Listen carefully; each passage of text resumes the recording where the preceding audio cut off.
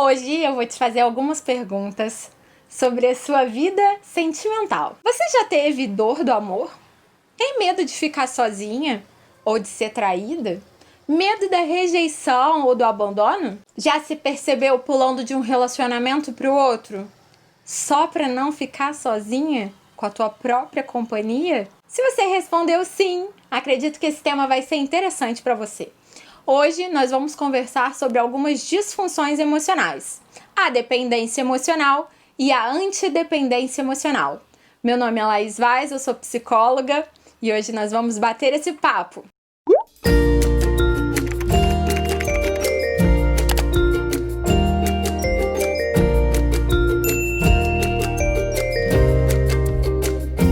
Na sua tela irá aparecer duas fileiras.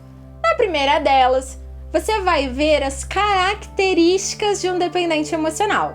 E na outra fileira, as características que representam o antidependente emocional ou a pessoa que apresenta anorexia emocional. O dependente emocional, ele apresenta um medo paralisante do abandono. Então ele tem medo de ficar sozinho.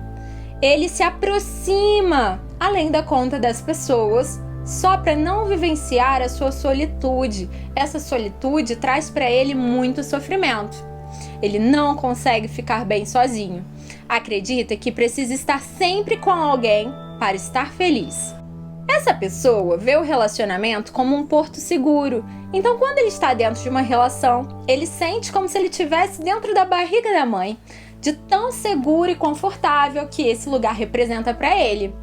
Representa uma grande proteção. E isso, quando está em ameaça, torna ele muitíssimo inseguro. Então ele passa a perseguir o outro, olhar o celular, Facebook, redes sociais, e-mail. Ele passa a fiscalizar para não correr o risco de ser abandonado. E isso nem sempre tem um bom efeito. Por quê? Esse efeito acaba acontecendo reverso. Porque essa pessoa acaba afastando seu parceiro, com tantas cobranças e perseguições. Ele costuma ignorar os sinais que o parceiro dá para que ele pare, e cada vez mais ele invade o espaço do outro, sufocando, às vezes desrespeitando essa intimidade e idealizando além da conta esse relacionamento. Em contrapartida, o antidependente, ele tem um medo constante e paralisante de ser rejeitado. Ele se afasta antes que isso aconteça, Ele fica bem sozinho. Ele acredita que não precisa das pessoas ou que precisa menos do que na realidade ele precisa. Ele vê todas as situações de um relacionamento como perigosas, como armadilhas, e se relacionar envolve riscos. Isso é natural, mas para ele, esses riscos são superestimados, supervalorizados. A independência dele está acima de tudo. Então ele aparenta ser uma pessoa muito forte. Mas, por trás, tem uma coisa não tão bem resolvida assim. Ele também sente falta das pessoas, apesar de não gostar de admitir. E quando ele se sente inseguro, ele tende a sair fora da relação. Ele termina sem dar muitas chances de reconciliação. Ele sente um desconforto e um medo muito forte que acaba gerando esse término. Cria muitos sinais vermelhos e enxerga sempre o que ele mais teme: possibilidades em que ele pode ser rejeitado. Ele faz de conta que não está interessado, que fica bem sozinho. Então ele nega: casamento não é pra mim, eu não quero casar mais, eu estou bem solteiro.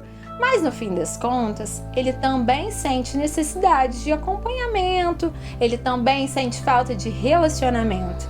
Geralmente, quem está nessa posição de antidependência já teve algum relacionamento mal resolvido, mal sucedido, que gerou esse trauma e essa evitação em se relacionar. A gente está falando de dois extremos: uma pessoa que depende muito da outra e do outro lado uma pessoa que não quer se relacionar. Quando isso se torna ainda mais agudo, a gente tem os transtornos de personalidade, Como, por exemplo, o transtorno de personalidade dependente. Vamos falar aqui sobre os sinais que geram, né, essa dependência ou a antidependência. A nossa história de vida, ela contribui muito para que isso aconteça com a gente. E eu vou falar um pouquinho sobre isso para a gente começar pensando. Você vem de uma família que você considera muito rígida, repressora, violenta ou disfuncional? Seus pais brigavam muito com você, eram muito rígidos, desmereciam o que você fazia, ou muito pelo contrário, eram super protetores? Como era a sua família? Muitos pacientes, quando a gente pergunta sobre como eram suas famílias durante a infância, relatam: Laís, eu tive uma infância muito boa, minha infância era perfeita. Mas apesar disso, nós não estamos aqui para criticar pais, nem acusar, nem apontar o dedo, porque assim como nós, eles também lidaram com suas adversidades na infância. Hoje nós estamos aqui para refletir sobre as suas necessidades e por isso nós vamos olhar para essa infância. Você se sentiu validado? Aceito? Amado? Sentiu que tinha atenção durante a infância? Ou não? Se sentiu desqualificado? Seus pais eram muito rígidos ou te superprotegiam?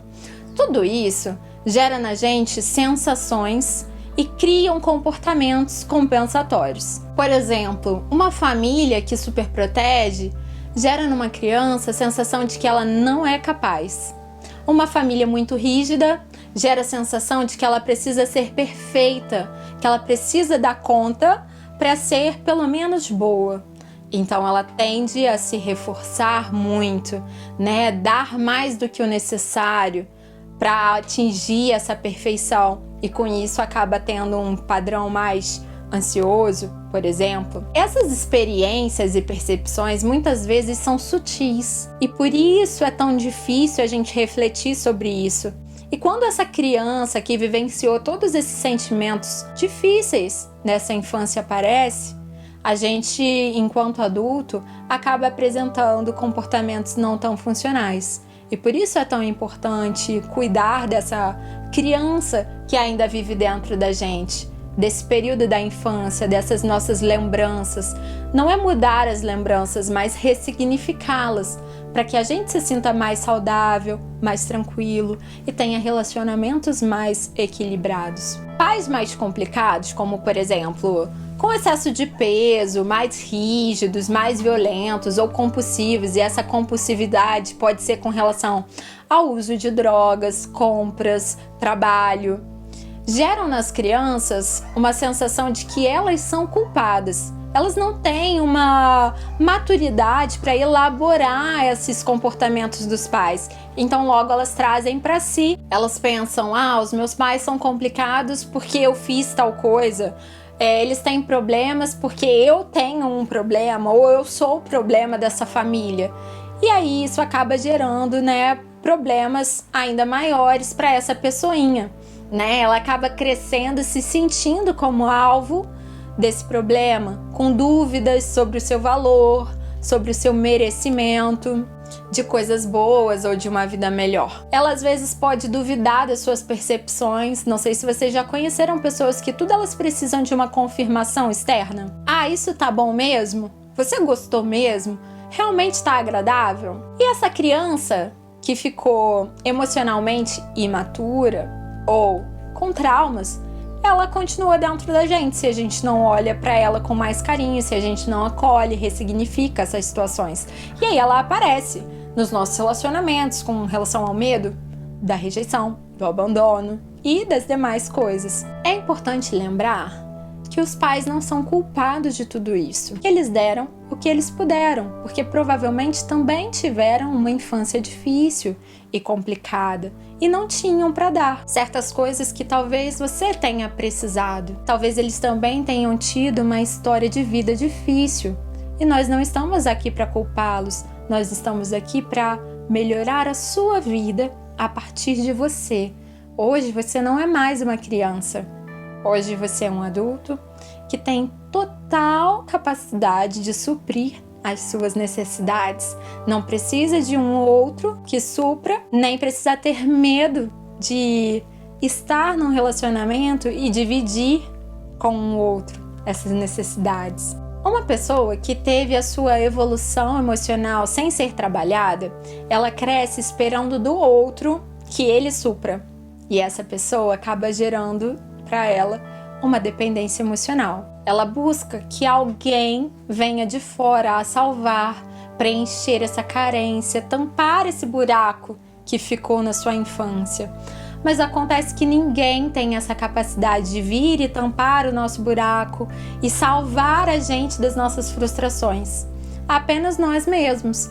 Por isso é tão importante a gente se conhecer, se conectar com a nossa história, olhar para as nossas necessidades, se acolher e seguir uma vida mais tranquila. No decorrer da nossa vida, a gente cria estratégias compensatórias para receber tudo aquilo que a gente acreditou não ter recebido na infância. Amor, atenção, afeto, validação, né? Tudo isso que a gente não recebeu na infância, a gente cria estratégias que compensem. Então eu vou dar alguns exemplos aqui para vocês entenderem e pensarem sobre quais estratégias você criou, quais estratégias estão presentes na sua vida hoje. Essas estratégias, elas funcionam como regras internas, como uma receita para ser feliz. E aí, com isso, a gente começa a se dar ordens. Por exemplo, uma voz interna diz pra gente que a gente precisa ser perfeita. Porque se a gente não for perfeita, a gente vai ser rejeitado, alguém vai abandonar a gente vai receber muitas críticas. Então a gente se esforça de sobremaneira para se doar para as pessoas, ou no trabalho, ou passa noites em claro que não seria necessário, para apresentar o melhor possível, porque a gente acredita que para receber atenção, aprovação, a gente precisa ser perfeito. A gente pode ouvir regra como, por exemplo, seja esforçado, seja forte, não demonstre suas fraquezas, para que você seja aprovado, esteja sempre disponível, sempre útil. E essas estratégias nem sempre são funcionais para a gente enquanto adultos, né? Porque a gente também precisa se priorizar, a gente precisa ter uma vida mais equilibrada, mais saudável, oferecendo, mas também obtendo reforços, né? Vindo de nós mesmos. Toda vez que a gente tenta compensar essas carências, essas necessidades, através do nosso relacionamento com outra pessoa, achando que o outro vai vir nos salvar ou preencher esse vazio, nós tendemos a ficar cada vez mais carentes e disfuncionais, ou cada vez mais distantes das pessoas. Então, nós precisamos achar estratégias mais funcionais. E isso nós encontramos através do que a gente chama de autoconhecimento. Através da terapia, através das nossas reflexões pessoais, através do nosso acolhimento. Não adianta a gente brigar com as nossas necessidades, elas estão aqui, elas estão presentes. Nós precisamos acolhê-las, nós precisamos trabalhar elas de maneiras mais eficazes, através de profissionais capacitados para isso, através de reflexões, de tirar um tempo para isso. Quando a gente não tira um tempo para pensar sobre isso, nós seguimos vivendo assim um decorrer de uma vida toda, podendo sofrer com essas consequências, tendo relacionamentos que geram mais dor, mais sofrimento, menos prazer, ou talvez intenso prazer no início e depois um forte sofrimento. Podemos estar gerando também sofrimento nas pessoas que nós amamos. Então, por isso, eu gostaria que hoje você pensasse um pouco sobre a tua infância, o decorrer da sua vida, os teus relacionamentos, as tuas necessidades principalmente. Eu espero que o vídeo de hoje tenha te ajudado. Foi um prazer estar aqui com você. Se você gostou, curta, compartilhe, se inscreva no canal. Até o próximo vídeo. Tchau, tchau!